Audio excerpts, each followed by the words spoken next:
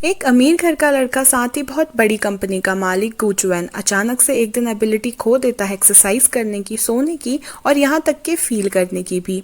दूसरी तरफ झल्ली सी लड़की जियाओनिंग जो अपने लिए ही बहुत बड़ा बैड लक है। आखिर इन दोनों की किस्मत कैसे जुड़ी हुई है? साथ ही गू चुएन बेड छोड़ के कैप्सूल में क्यों सोता है? अगर आपको इनकी ये मज़ेदार मिस्ट्री से भरी प्यारी लव स्टोरी देखनी है तो नीचे डिस्क्रिप्शन बॉक्स में दिए गए लिंक को क्लिक करें इसका पहला पार्ट देखने के लिए। तो चलिए अब ये कहानी स्टार्ट करते हैं। जुंग वॉन और हे सॉल जब इतने क्लोज आ जाते हैं, दोनों काफी अचानक से ऑकवर्ड फील करने लग जाते हैं। सॉन्ग उसको बोलता है मैं तुझे घर छोड़ देता हूँ, और घर छोड़ते वक्त भी वो एक दूसरे से बहुत ही ऑकवर्डली बाय कहते हैं। दूसरे दिन वो अपने दोस्त हेबोंग को लेने स्टेशन जाता है क्योंकि अब हेबोंग को सियोल में नौकरी मिल चुकी है और अब वो डिटेक्टिव बन चुका है। तभी वो हेसोंग को बताता है कि क्या तुझे याद है जिस कार से तेरा एक्सीडेंट हुआ था उस ड्राइवर के बारे में? हेसोंग बोलता है हाँ, उसके बारे में क्या हुआ? तभी हेबोंग बताता है कि वो दरअसल मर चुका है। जब मैं उसके फ्यूनरल पे गया था तो उसकी बीवी बिना होश में हुए चिल्ला रही थी कि मेरे पति ने वो एक्सीडेंट नहीं करवाया था। जब मैंने जाके उनसे पर्सनली पूछा तो उन्होंने साफ इनकार कर दिया कि ऐसा उसने कुछ बोला ही नहीं है। हेसोंग काफी कंफ्यूज हो जाता है कि क्या उस ड्राइवर की गलती नहीं थी उसे मारने में।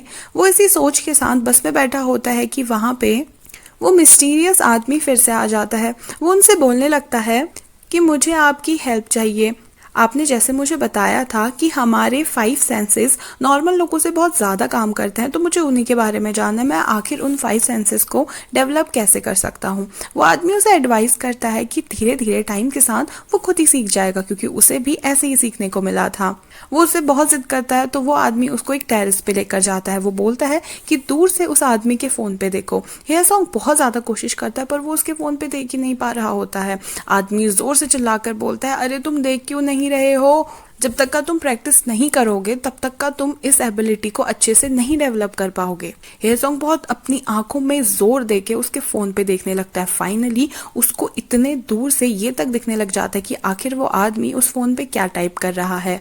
तो वो अपनी एक सेंस यानी देखने की शक्ति को बढ़ा देता है। दूसरा, वो लोग एक रेस्टोरेंट में जाते हैं और वो उससे उस डिश खा के उसके इंग्रेडिएंट्स बताने को कहता है। हेसोंग उस डिश के काफी सारे इंग्रेडिएंट्स बताता है और श्योर होने के लिए वो आदमी उस रेस्टोरेंट के ओनर से पूछता है। रेस्टोरेंट का ओनर बहुत गुस्से में आ जाता है कि तुम्हें हमारी सीक्रेट इंग्रेडिएंट्स कैसे पता चले। इसे पता चल जाता है कि हेसोंग बिल्कुल सच कह रहा था, तो उसका टेस्ट करने का एबिलिटी का टेस्ट भी सक्सेसफुल रहा। दूसरा, वो आदमी अपने एक उंगली पे स्ट्रॉ खड़े करके दिखाता है, वो भी बिना हिले हुए। वो हेसोंग को भी ये ट्राई करने को बोलता है। जब हेसोंग कोशिश करता है तो वो भी बिल्कुल उसे वैसे ही खड़ा कर देता है। अब हेसोंग काफी खुश होता है कि उसकी एबिलिटीज काफी ज्यादा डेवलप हो चुकी हैं। तभी वो उससे पूछता है कि कभी कभी मेरे दिल में बहुत जोरों के दर्द होने लग जाता है, इतना जोर के कि मुझे मरने जैसा फील होता है। आखिर ऐसा क्यों होता है? तभी वो आदमी बताता है ऐसा तब होता है जब तुम्हारे आसपास वो आदमी है जिसने तुम्हारे मौत में कुछ ना कुछ काम किया है, मतलब वो आदमी तुम्हारे मौत से रिलेटेड है। हेसोंग इस बात को अपने ध्यान पे रखता है। जब वो घर जाता है वहां पे हेचॉल आया होता है। वो उसको बताता है कि उसको एक रेस्टोरेंट में काम मिल चुका है। हेसोंग काफी खुश होता है कि फाइनली उसका भाई गुंडागर्दी छोड़ के अब एक डिसेंट जॉब करेगा। उसके साथ उसकी प्यारी सी बेटी गोंगजू भी आई होती है। गोंगजू ने जुंग वॉन की तरह बिल्कुल अपने बाल काटे होते हैं। हेसोंग बोलते हैं कि तुमने ऐसा क्यों किया? गोंगजू बोलती है कि मुझे ना वो आंटी की तरह ही क्यूट दिखना था, पर मैं उतनी ज्यादा क्यूट नहीं दिख रही जितना आंटी दिखती हैं। तभी हेसोंग कहता है नहीं, तुम ना बहुत ज्यादा प्रिटी लग रही हो। वो तो तुम्हारी एज में इतनी ज्यादा अगली थी कि मैं उसको देख भी नहीं पाता था, और साथ ही उसका एटीट्यूड भी बहुत ही खराब था। वो बहुत ज्यादा अगली थी, वो तुम्हारी जितनी सुंदर नहीं थी। पर जैसे ही वो पीछे देखता है, जुंगवॉन ये सारी बातें सुन रही होती है, वो तो बहुत ही हक्का पक्का रह जाता है कि ये कब आई। वो उसके पीछे पीछे जाने लगता है उससे माफी मांगने के लिए, पर जुंगवॉन उसकी बात बिल्कुल नहीं सुनती। ये सब लोग मिलते हैं हेबोंग को क्योंकि वो कांग्रेचुलेट कर रहे होते हैं उसे डिटेक्टिव बनने में। सारे लोग स्कूल टाइम की तरह ही बहुत ज्यादा एंजॉय कर रहे होते हैं, खेल रहे होते हैं, हंस रहे होते हैं। और तभी हेसोंग बाहर जाके एक पोस्टर देखता है। उस पोस्टर को देख के उसे याद आता है कि कैसे स्कूल टाइम पे इस पोस्टर के फर्स्ट शो पे मैं और जुंगवॉन जाने वाले थे, पर अनफॉर्चुनेटली 10 दिन बाद मेरी मौत हो चुकी थी और इसलिए हम नहीं जा पाए।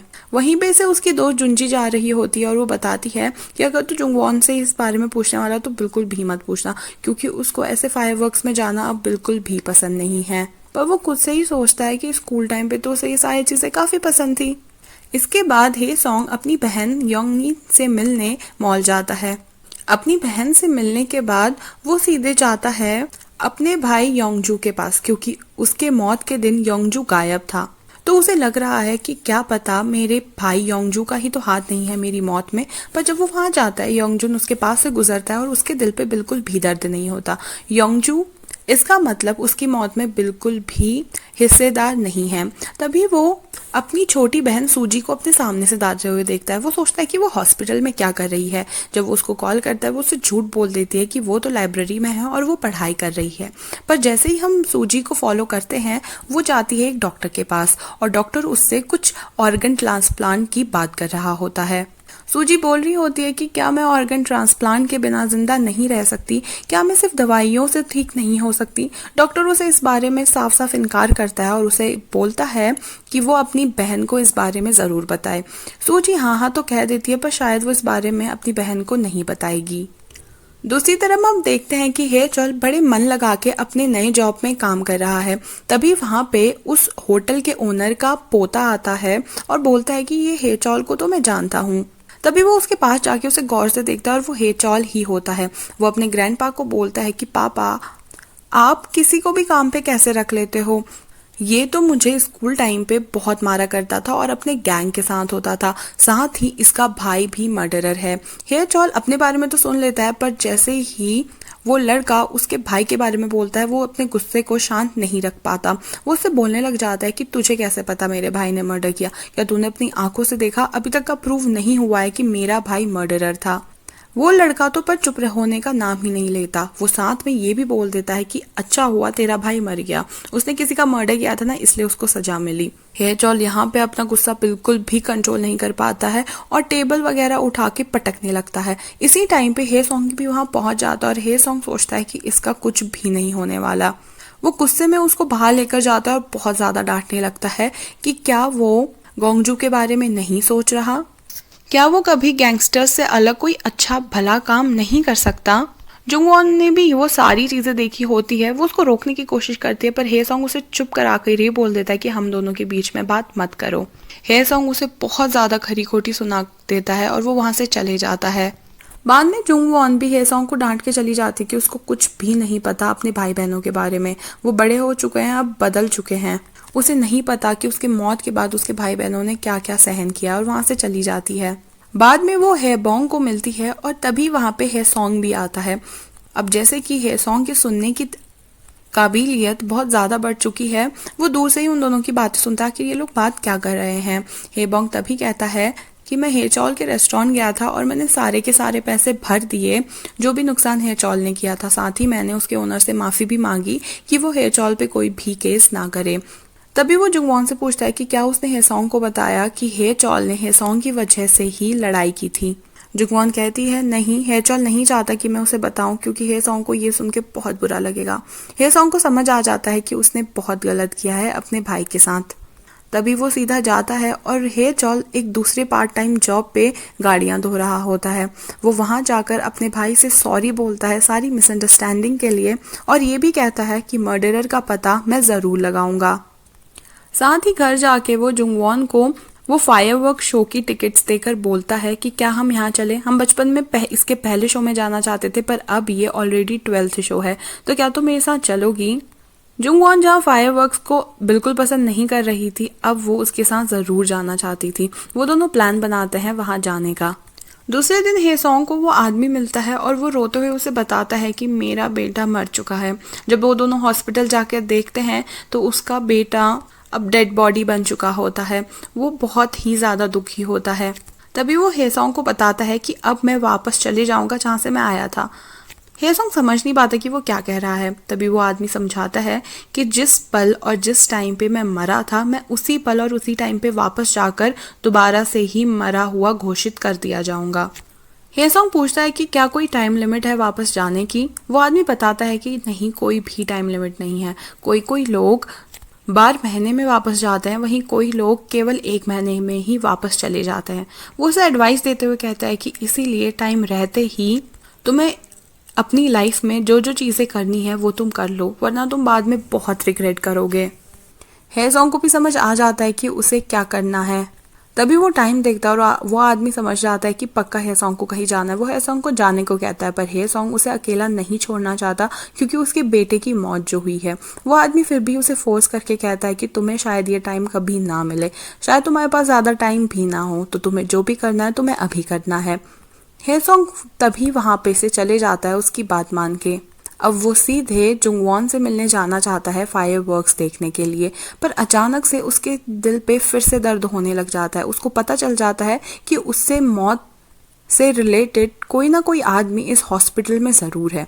वो इधर उधर देखने लगता है और उसके दिल में और तेज़ दर्द होने लगता है जैसे ही वो एक रूम की तरफ बढ़ रहा होता है। साथ ही वो टाइम को भी देख रहा होता है। अब उसको समझ नहीं आता कि वो जुंगवॉन के पास जाए या वो उस आदमी को ढूंढे जिसने उसे मारा था। दोनों में बहुत ज़्यादा कन्फ्यूजन हो जाता है उसको। तभी वो डिसाइड करता है कि वो इस बारे में बाद में सोचेगा और अभी जुंगवॉन के साथ जाएगा। वहीं दूसरी तरफ पार्ट टाइम जॉब में जुंगवॉन को एक्स्ट्रा काम करना पड़ता है क्योंकि उनके रेस्टोरेंट में कोई फंक्शन होता है दूसरे दिन। फिर भी वो कैसे ना कैसे करके जल्दबाजी में वहां से जाना चाहती है और जामिन जो जैसे उसे पसंद करता है वो उसे परमिशन दे देता है जल्दी घर जाने की। जब वो बाहर निकलती है वो देखती है कि एक बूढ़ी औरत की ट्रेलर आगे बढ़ी जा रही है। वो उसे रोकने के लिए भागती है, पर तभी सामने से चामिनजू आके उस टेलर को रोक देता है। जैसे ही वो झुक के उस औरत का सामान उठा रहा होता है, एक गाड़ी आकर उसको बहुत बुरी तरह से टक्कर मार देती है। जुंगवॉन के सामने ये सब हुआ था तो उसे चामिनजू को हॉस्पिटल ले जाना पड़ता है और अब वो समझ नहीं पा रही होती है कि वो क्या करे। वो यहाँ चामिनजू के साथ रहे या फिर वो हेसोंग से मिलने जाए, क्योंकि टाइम हो रहा होता है उनके मिलने का। इतने में ही वहाँ पे नर्स आ जाती है और पूछती है कि इस आदमी का गार्डियन कौन है। जुंगवॉन उस टाइम पे फैसला लेती है चामिनजू के साथ रहने का क्योंकि उसकी हालत बहुत ख़राब होती है। वो नर्स को बोलती है मैं ही गार्डन हूँ। नर्स उसे एडवाइस देती है कि तुम यहीं पे इसके साथ बैठे रहो और जैसे ही इनको होश आएगा हमें जल्द से जल्द बुलाना। अभी ये खतरे से तो बाहर है पर फिर भी पूरी तरह क्योर नहीं हुए हैं। यहाँ पे वो चामिनजू के साथ फंस जाती है, पर वो जुंगवॉन को इधर उधर ढूंढता है पर वो कहीं भी नहीं मिलती। साथ ही फायरवर्क्स भी स्टार्ट हो जाते हैं और वो बहुत दुखी हो जाता है कि वो इस साल भी उसके साथ ये फायरवर्क्स नहीं देख पाया। वो काफ़ी हताश भी होता है क्योंकि उसे पता नहीं कि उसके पास आखिर कितना टाइम बचा हुआ है। इधर चामिनजू को भी होश आ जाता है और वो जाती है भाग के डॉक्टर को बुलाने के लिए। तभी वो वापस आती है और चामिनजू उससे पूछता है कि तुम बोल रही थी तुम्हें कुछ इंपॉर्टेंट काम से जाना है, आई एम सॉरी मेरी वजह से तुम फंस गई। जुंगवॉन कहती है कोई बात नहीं, आपका इतना बुरा एक्सीडेंट हुआ तो मैं आपको अकेले कैसे छोड़ के जाती। चामिनजू फिर भी उसे फोर्स करता है चले जाने को, पर वो नहीं मानती। इतने में उसके रेस्टोरेंट के दूसरे एम्प्लॉयज भी आ जाते हैं और तभी चामिनजू कहता है कि अब तो ये मेरे साथ है तो तुम चली जाओ। वो भागते हुए उसी फायरवर्क प्लेस के पास पहुंचती है और इधर उधर हेसोंग को ढूंढने लगती है। तभी सामने पे उसे हेसोंग दिखता है और वो भाग के उसके पास जाती है। वो उसे सारी चीज़ें बताती है कि कैसे चामिनजू का एक्सीडेंट हुआ, उसे उसके हॉस्पिटल ले जाना पड़ा और हेसोंग गुस्सा होने की बजाय चामिनजू के हेल्थ के बारे में पूछता है कि वो सही है या नहीं है। जुंगवॉन कहती है वो बिल्कुल सही है अब, पर आई एम सो सॉरी मैं टाइम पे नहीं आ पाई। हेसोंग उस पर फिर भी गुस्सा नहीं कर पाता है और बस स्माइल करता है। तभी जुंगवॉन उससे कहती है कि मैंने हम दोनों के लिए कुछ खाने की चीज़ें पैक की है, तुम जल्दी से मैट बिछाओ, मैं बस अभी आती हूँ। वो मैट बिछाता है, खाने की चीज़ें ओपन करता है और तभी वो फायरवर्क्स अपने हाथ में लेके आती है और डांस करने लगती है। कहने लगती है कि मैं ह्यूमन फायरवर्क हूँ, मैं ह्यूमन फायरवर्क हूँ और उसे देखकर हेसोंग को बहुत हंसी आने लगती है। दोनों उसका पैक किया हुआ लंच एंजॉय करते हैं और फिर हेसोंग उसे घर छोड़ने जाता है। हेसोंग उसे ऊपर से देख रहा होता है कि वो सही से घर तक पहुंची है या नहीं है। तभी हम देखते हैं कि दोनों बैठ के टीवी देख रहे हैं और पॉपकॉर्न खा रहे हैं। जुंगवॉन खुद भी पॉपकॉर्न खा रही होती है और हेसोंग को भी खिला रही होती है। दोबारा से खुद पॉपकॉर्न खाती है और हेसोंग को खिलाती है कि हेसोंग को कुछ अजीब सा फील होता है। जुंगवॉन पलटती है और हेसोंग भी उसके आंखों में देखने लगता है। जैसे ही जुंगवॉन उस पॉपकॉर्न को अपने करीब लाती है, हेसोंग भी उसके करीब आ जाता है। दोनों काफी ज्यादा क्लोज आ जाते हैं और किस करने लगते हैं। यहीं पे इस पार्ट का एंड हो जाता है।